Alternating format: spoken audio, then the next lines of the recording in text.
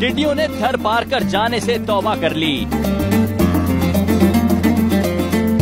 खेत खाने चली थीं, थर वालों ने उन्हीं को खाना शुरू कर दिया। छोटी छोटी टिड्डियों का कढ़ाई गोश्त और बिरयानी बनाई जाने लगी। छाछरों के होटलों पर चटोरे दूर दूर से आने लगे।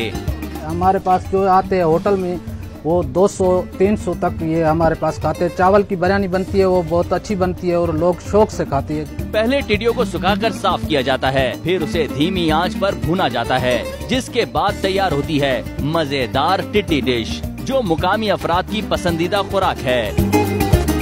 ये टिड्डी दिल जो है, इसका सालन बहुत लजीज होता है। ये हम बहुत शौक से खाते हैं।